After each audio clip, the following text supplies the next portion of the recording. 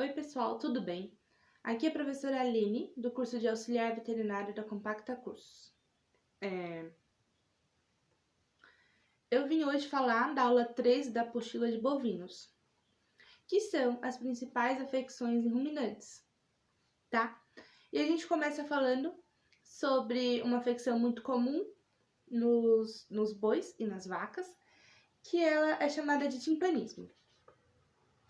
Primeiramente, eu vou explicar qual é o trajeto que a comida faz no estômago dos ruminantes. Como eu já devo ter comentado, os ruminantes, eles têm 4 estômagos, né? São estômagos policavitários, então tem várias compartimentações. Qual é o caminho que a comida faz nos ruminantes? Ela vem pela boca, passa pelo esôfago, vai para o rumen e depois volta para a boca. Para quê? Para ali ser mastigada mais uma vez, junto com as enzimas que recebeu do rumen, para quebrar os alimentos e as fibras, né? As fibras dos alimentos. E aí, depois que da segunda mastigação, volta pro estômago, vai pro retículo, passa para abomaso, e aí segue o seu trajeto normal. Quando o boi está timpanizado, o que aumenta é o rumen. Então a comida vem pela boca, vai para o rumen, tem algum problema ali, há formação de gás. Esse gás ele pode ser formado e liberado, ou ele pode ser feito e ter junto com bolhas. Aí a gente pode dividir o timpanismo em timpanismo gasoso, que é só o gás, ou espumoso, caso tenham bolhas. Tá bom? Então é assim, o boi tem 4 estômagos e esse é o trajeto que a comida faz.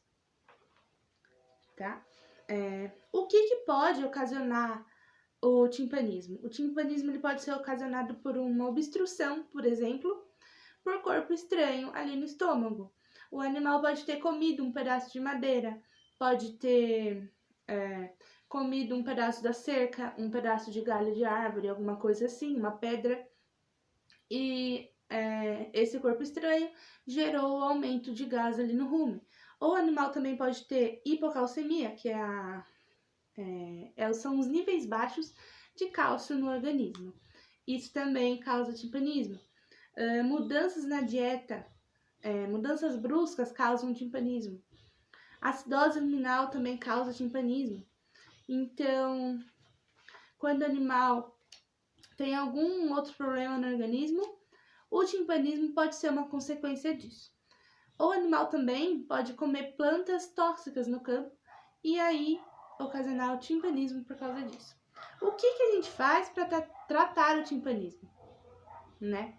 O timpanismo ele é tratado com a passagem da sonda gástrica da boca até o estômago. A gente passa uma sonda e aí o gás é liberado. O gás, se ele for um timpanismo gasoso, o gás ele é liberado de uma vez, né? Ou mais facilmente. Já se ele for um timpanismo espumoso, junto com o gás do estômago terão as bolhas. E a gente tem que introduzir no estômago óleo mineral ou óleo de cozinha para que essas bolhas estourem e aí o gás possa ser liberado. Tá? O timpanismo ele tem vários graus, né? Quando o veterinário auxiliar é chamado para socorrer um animal que está com timpanismo, ele tem vários graus. E aí ele começa do grau mais leve até o grau mais severo. Ele passa pelo grau 1, 2, 3, 4. O animal aqui já está muito timpanizado, está com o lado esquerdo do abdômen muito abaulado. Por quê? Porque o rumen fica do lado esquerdo do abdômen. Então, aqui ele já tem desconforto, já tem dor. Aqui é o último grau. Depois disso, o animal pode vir a óbito, tá bom? E aí, é assim, a gente passa a sonda e torce para que dê certo, que fique tudo bem. Uma outra doença, uma outra patologia que a gente pode falar sobre os bovinos, que é muito importante, é a tal da mastite. A mastite é uma doença do gado leiteiro, já que ela ocorre no úbere das vacas. O úbere é onde fica armazenado o leite. Quando se ordenha uma vaca, o leite ele é retirado do úbere. Então, a mastite é a inflamação, infecção das glândulas mamárias que ficam aqui dentro do úbere, tá? É uma importante afecção porque causa perdas econômicas, os produtores de leite têm perda de dinheiro por causa da mastite. A mastite tem que ser tratada com antibiótico terapia ou alguma outro tipo de medicação e geralmente é caro. Então, é melhor prevenir a mastite do que tratar ela. Mas quando tem, o produtor tem perdas econômicas por isso. O que ocorre? Por que ocorre a mastite? A mastite ocorre porque nos tetos, que são essa localização aqui nos animais, que é onde tem um orifício que sai o leite, ele pode ser contaminado com algum micro-organismo, geralmente são bactérias, e elas entram daqui do orifício para dentro da glândula. Quando entram para dentro da glândula, fazem com que ali tenha uma infecção e o leite tem algumas alterações que a gente não pode consumir. Então, o leite, quando o animal tem mastite, ele é descartado. Você não pode tomar leite com mastite. A mastite ela é dividida em mastite clínica ou mastite subclínica. A mastite clínica é quando a gente faz alguns testes, como por exemplo o teste de caneca de fundo preto. O que é esse teste? É quando o ordenhador pega os primeiros jatos do leite, põe numa caneca que tem um fundo preto, porque o leite é branco, ou deveria ser, e aí tem o contraste com o fundo da caneca que é preto, dá pra ver se o leite está espessado, se ele tem algum grumo, se ele tá com algumas bolinhas, se o leite coagulou. E aí dá pra ver, ou se o leite tá escuro, se o leite tá amarelado, a gente consegue ver nesse teste. Isso é mastite clínica, que dá pra ver a olho nu. Já a mastite subclínica é quando a contagem de células somáticas, isso é feito em laboratório, quando a contagem de células somáticas no leite é muito elevada. É normal ter células somáticas, que são as células das glândulas lá dentro, que são soltas junto com o leite, é normal ter, mas não é normal ter muita célula. Quando tem muita célula, quer dizer que tem alguma coisa errada e que ela pode ter mastite subclínica, que é uma coisa que não dá pra ver no teste de caneca, tá bom? E aí, qual é o tratamento da mastite? É antibiótico terapia, se for causada por bactérias, tá bom? E aí, a gente pode pensar, mas não é mais fácil prevenir a mastite do que tratar?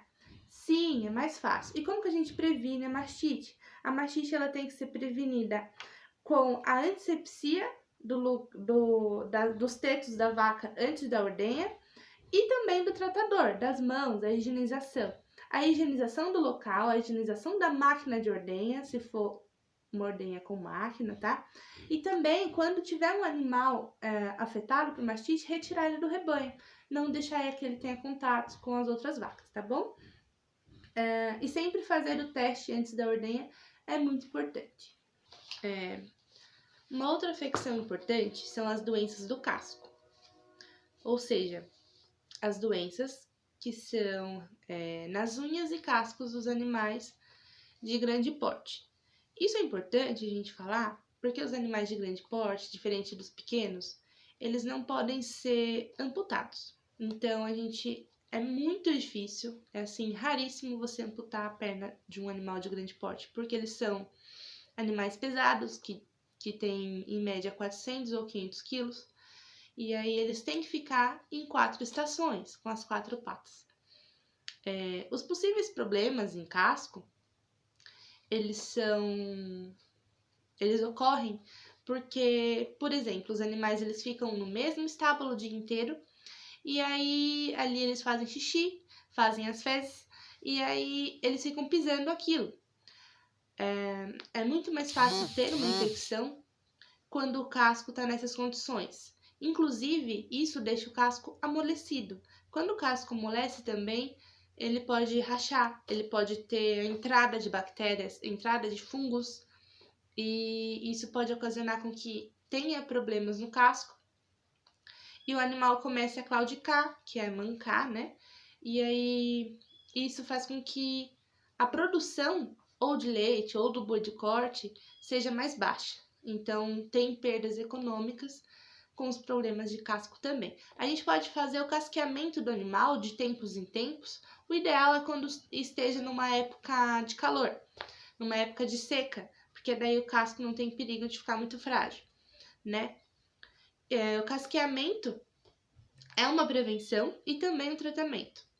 Ou a gente pode usar os pedilúvios. Pedilúvios são pequenas piscininhas baixinhas com altura, pouca altura. Aí coloca água, coloca desinfetantes para que os animais passem antes de ir de um lugar para o outro, de um estabelecimento para o outro.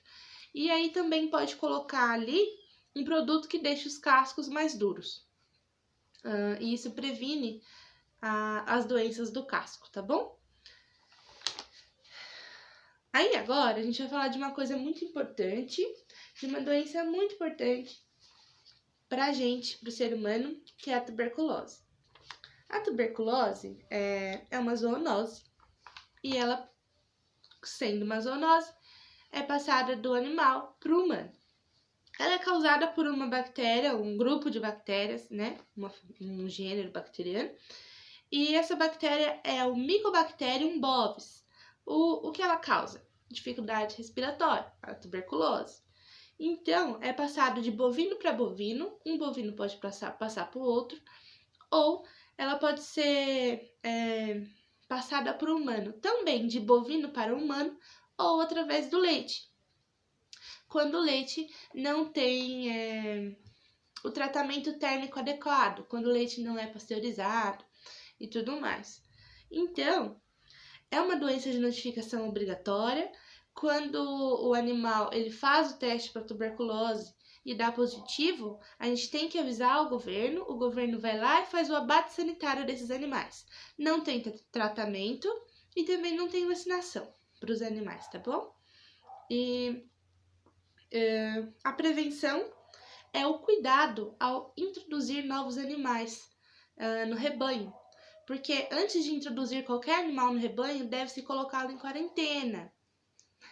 E aí deixar ele isolado por um tempo para ver se ele manifesta algum sintoma. Se não, ele pode ser colocado junto com o rebanho total. A prevenção é deixar em quarentena e higiene e desinfecção das instalações. Claro, sempre tem que ter muita higiene. O leite, quando ele é pasteurizado, essa bactéria ela é morta. Então, leites naturais, in natura, que a gente fala leite in natura, que é quando tira lá do úbero da vaca e já vai direto para nossa mesa, para o consumo com café, ou quando a gente faz um queijo com esse leite que não é pasteurizado, ou quando se faz alguma outra coisa, algum derivado desse leite, ele pode ser perigoso, tá bom? Não é, claro que estou falando que não é todo animal que tem a tuberculose, então não é toda vaca que tem, claro que não. Estou falando que é perigoso, tem sim, tem esse risco quando a gente compra ou consome leite in natura, tá bom?